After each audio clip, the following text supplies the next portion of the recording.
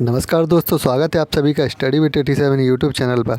और हम लोग उत्तर प्रदेश लेखपाल से संबंधित ग्राम समाज और विकास के नोट्स पर आधारित महत्वपूर्ण सीरीज कवर कर रहे हैं। इस आज सीरीज की यह चौथी वीडियो है, जिसमें हम योजना आयोग और पंचवर्षीय योजना पर आधारित महत्वपूर्ण जानकारी को कवर करेंगे।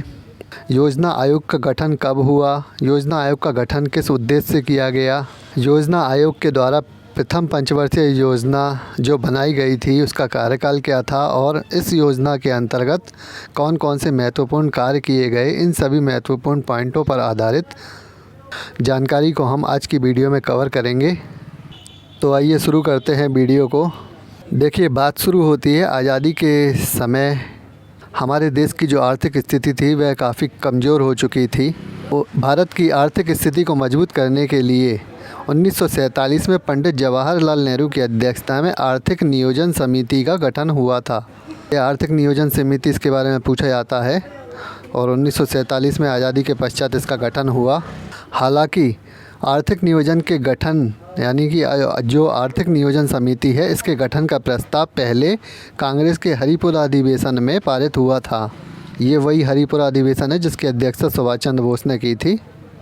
परंतु बाद में आज़ादी के पश्चात इस समिति का गठन हुआ, और आर्थिक नियोजन समिति की सिफारिश पर ही 15 मार्च 1950 में योजना आयोग का गठन किया गया। यानी कि जवाहरलाल नेहरू की अध्यक्षता में जो आर्थिक नियोजन समिति का गठन हुआ था, इसने भारत की आर्थिक स्थिति के सुधार के लिए एक आयोग के गठन की सिफारिश की, जिसका नाम दिया गया योजना आयोग, और 15 मार्च 1950 में योजना आयोग का गठन किया गया। चलिए आगे देख लेते हैं कि योजना आयोग के उद्देश्य क्या थे, यानी कि इसका गठन क्यों किया गया था। वैसे तो आसान भाषा में मैं आपको बता चुका हूं कि भारत की जो आर्थिक स्थिति है उसे मजबूत करने के लिए योजना आयोग का गठन किया गया था। तो देख लेते हैं, भारत के आर्थिक विकास के लिए महत्वपूर्ण योजनाओं को बनाना एवं लागू करना योजना आयोग के प्रमुख उद्देश्यों में एक है। ये योजनाएं कृषि, उद्योग यानी कि आर्थिक विकास से संबंधित होंगी। किसी भी प्रकार के आर्थिक विकास से संबंधित सभी योजनाओं को लागू करना इसका महत्वपूर्ण उद्देश्य था।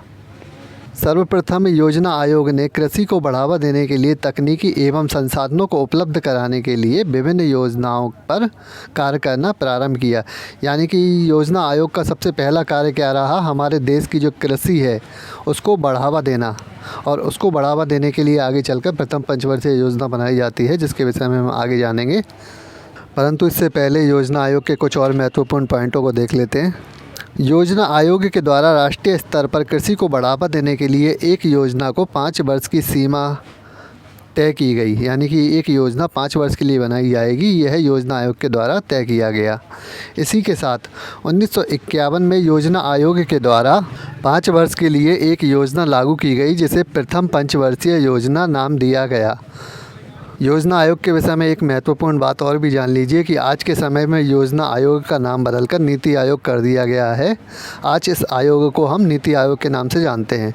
2014 में प्रधानमंत्री नरेंद्र मोदी ने योजना आयोग का नाम बदलकर नीति आयोग कर दिया है। आपने देखा होगा, अभी आपने समाचारों में या करंट अफेयर्स में पढ़ा होगा कि प्रधानमंत्री या केंद्र सरकार के द्वारा कुछ योजनाएँ जारी की जाती हैं। तो इन योजनाओं का स्वरूप बदल गया है। पहले पंचवर्षीय योजनाओं का नाम दिया जाता था, जिनके अंतर्गत महत्वपूर्ण कार्य किए जाते थे, और इन पंचवर्षीय योजनाओं से अक्सर ग्रामीण परिवेश से संबंधित जितने भी एग्ज़ाम हैं उनमें प्रश्न ज़रूर पूछे जाते हैं। तो हमने जाना कि आर्थिक नियोजन समिति और योजना आयोग का गठन किस प्रकार हुआ, इनके क्या उद्देश्य थे। अब हम प्रथम पंचवर्षीय योजना के विषय में देख लेते हैं। प्रथम पंचवर्षीय योजना का कार्यकाल 1951 से 1956 तक रहा। यानी कि यही 5 वर्ष के लिए यह योजना लागू की गई।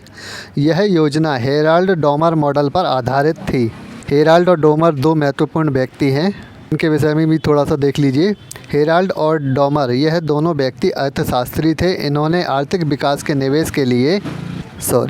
विकास में वृद्धि के लिए निवेश करने की बात कही। यानी कि आर्थिक विकास के लिए निवेश करने की बात कही, ताकि आय में बढ़ोतरी हो सके, और जिस पर यह आयोग काम कर रहा था। यानी कि जो इस आयोग यानी इस योजना जो प्रथम पंचवर्षीय योजना है, इसका जो मॉडल है वह हेरोल्ड और डॉमर ने तैयार किया था। यानी इस योजना का जो ढांचा है वह इनके द्वारा तैयार किया गया था। इस वजह से इन्हें यानी कि इस पंचवर्षीय योजना को हेरोल्ड डॉमर मॉडल नाम दिया गया। प्रथम पंचवर्षीय योजना के अध्यक्ष जवाहरलाल नेहरू और उपाध्यक्ष गुलजारी लाल नंदा थे। तो जो हमारे भारत के प्रधानमंत्री हुआ करते थे वे पंचवर्षीय योजना के अध्यक्ष भी हुआ करते थे। और आगे भी जो पंचवर्षीय योजनाएं आई हैं जिस प्रधानमंत्री के काल में, वही प्रधानमंत्री उस योजना के अध्यक्ष रहे हैं। वीडियो आगे बढ़ाने से पहले एक बार कहना चाहूँगा, जिन लोगों ने अभी तक चैनल को सब्सक्राइब नहीं किया है, इस प्रकार की वीडियो आगे पाने के लिए चैनल को सब्सक्राइब ज़रूर कर लें। चलिए देखते हैं। अर्थव्यवस्था को संतुलित कर भारत में विकास की प्रक्रिया को प्रारंभ करना प्रथम पंचवर्षीय योजना का प्रमुख उद्देश्य था।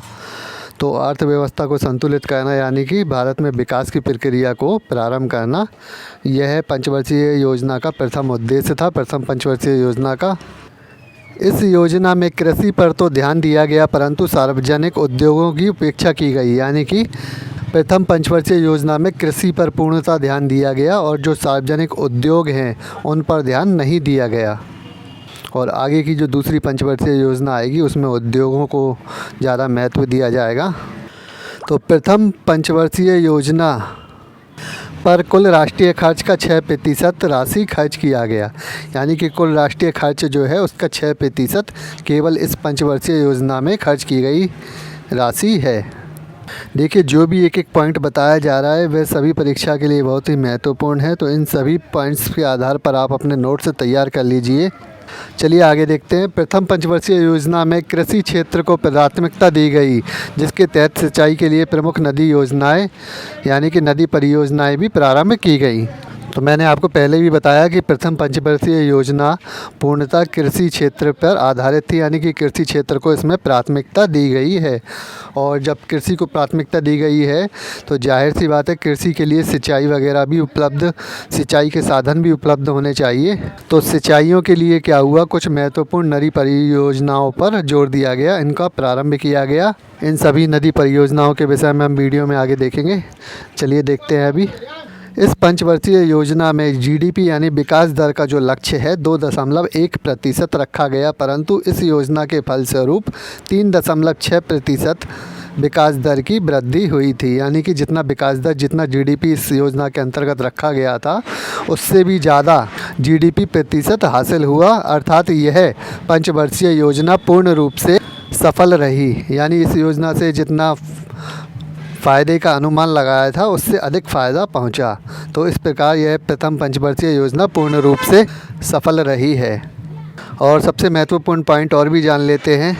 इस योजना के परिणाम स्वरूप प्रति व्यक्ति आय में 11% और राष्ट्रीय आय में 18% की वृद्धि हुई है। तो डायरेक्ट यहाँ से प्रश्न परीक्षा में पूछा जाता है, ये सभी आंकड़े याद कर लीजिएगा।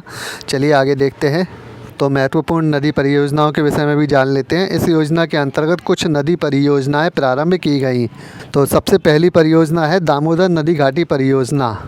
हालांकि दामोदर नदी घाटी परियोजना स्वतंत्र भारत की प्रथम नदी परियोजना है। यानी कि जो दामोदर नदी घाटी परियोजना ये भारत की स्वतंत्र भारत की प्रथम नदी परियोजना है। तो यह बात याद रखिएगा। और 1948 में इसका निर्माण होना प्रारंभ हुआ था। दामोदर नदी हुगली नदी की सहायक नदी है और यह छोटा नागपुर से निकलकर पश्चिम से पूर्व की ओर बहती है। देखिए क्या है कि 1948 में इसका निर्माण होना प्रारंभ हुआ था, पर किसी कारण से इसका जो निर्माण है वह रुक गया। आगे चलकर जब प्रथम पंचवर्षीय योजना लागू हुई और इस पर जोर दिया गया और इस नदी परियोजना को लागू किया गया, तो प्रथम पंचवर्षीय योजना के अंतर्गत ही यह नदी परियोजना लागू हुई थी। दामोदर नदी घाटी परियोजना का लाभ झारखंड और पश्चिम बंगाल को मिलता है।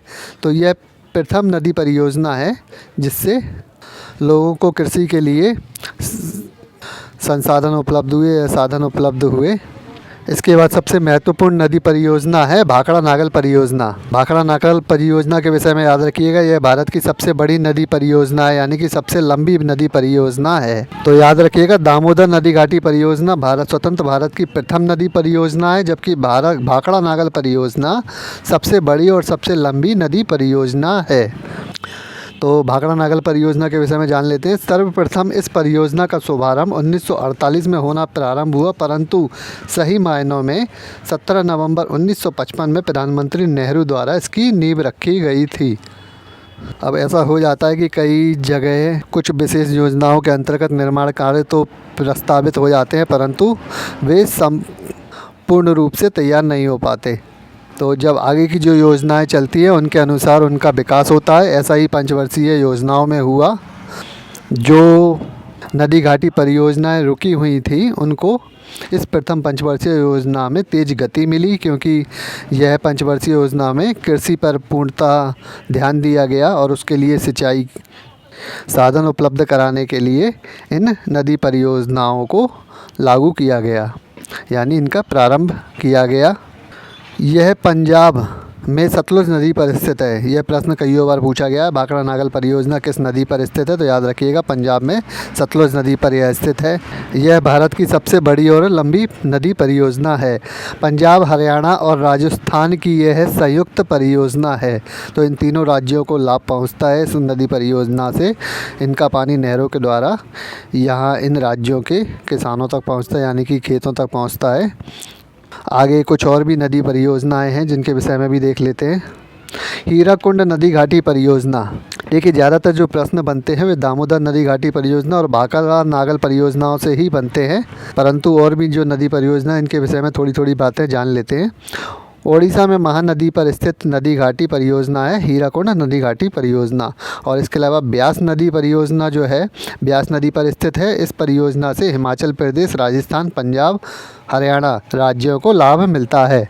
और एक और महत्वपूर्ण परियोजना है चंबल परियोजना। तो इसके विषय में देख लीजिए, यह राजस्थान और मध्य प्रदेश की संयुक्त नदी परियोजना है। इसके अंतर्गत गांधी सागर, महाराणा प्रताप सागर और जवाहरलाल नेहरू बांध भी बनाए गए हैं। ये तीनों महत्वपूर्ण बांध हैं, इनके विषय में याद रखिएगा। चंबल नदी घाटी परियोजना पर आधारित ये तीनों बांध हैं, जिनमें से गांधी सागर और महाराणा प्रताप सागर बहुत ही महत्वपूर्ण है।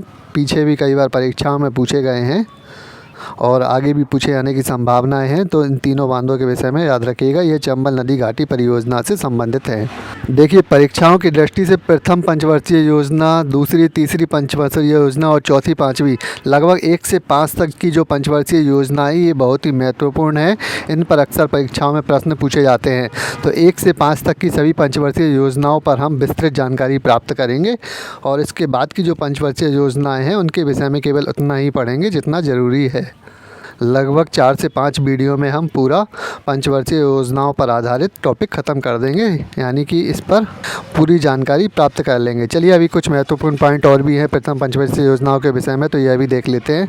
प्रथम पंचवर्षीय योजना के अंतर्गत अक्टूबर 1952 में सामुदायिक विकास कार्यक्रम भी चलाए गए हैं। तो सामुदायिक विकास कार्यक्रम बहुत ही महत्वपूर्ण है। 2 अक्टूबर 1952 से प्रारंभ हुए थे।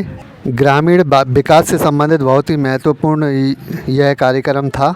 सामुदायिक विकास कार्यक्रम, ग्रामीण विकास से संबंधित सामुदायिक विकास कार्यक्रम का प्रारंभ महात्मा गांधी जयंती यानी कि 2 अक्टूबर के दिन हुआ था। इस दिन के तहत यानी कि इस योजना के तहत 55 विकास खंडों की स्थापना की गई। तो काफ़ी गाँव से मिलकर ब्लॉक बनता है और कई ब्लॉकों को मिलाकर के एक विकास खंड बनता है। तो इस सामुदायिक विकास कार्यक्रम के अंतर्गत 55 विकास खंडों की स्थापना की गई। बहुत ही महत्वपूर्ण बात है, याद रखिएगा। इन खंड विकास यानी कि विकास खंड के अंदर एक खंड विकास अधिकारी भी होता है, जिसे हम BDO के नाम से जानते हैं। देखिए, वो BDO अलग होता है जो ग्राम विकास अधिकारी कहा जाता है, वह BDO अलग होता है और यह खंड विकास अधिकारी होता है। दोनों में काफ़ी अंतर है। आगे जब हम राजस्व विभाग की इकाइयों के विषय में आगे वीडियो में पढ़ेंगे तो उसमें मैं इन सभी के विषय में आपको विस्तृत जानकारी दूंगा नोट्स के माध्यम से। चलिए, अभी इसमें थोड़ा सा और देख लेते हैं। प्रथम पंचवर्षीय योजना के अंतर्गत पश्चिम बंगाल में IIT खड़गपुर की भी स्थापना की गई थी। तो ये महत्वपूर्ण, खड़गपुर की जो IIT है इसके बारे में भी याद रखिएगा, इसकी स्थापना भी 18 अगस्त 1951 में इसकी स्थापना हुई थी IIT खड़गपुर की। तो ये सभी महत्वपूर्ण जानकारी थी जो प्रथम पंचवर्षीय योजना से संबंधित है, जो अक्सर परीक्षाओं में पूछी जाती है। इस वीडियो में हमने योजना आयोग और प्रथम पंचवर्षीय योजना को कवर किया है और मुझे नहीं लगता कि इससे ज़्यादा कुछ परीक्षाओं में आपसे पूछा जा सकता है और इसके आगे की वीडियो जारी रहेंगी। चलिए इसी के साथ इस वीडियो को समाप्त करते हैं। इस प्रकार की वीडियो आगे पाने के लिए चैनल को सब्सक्राइब ज़रूर कर लें और वीडियो पसंद आती है तो लाइक कमेंट भी ज़रूर करें। धन्यवाद।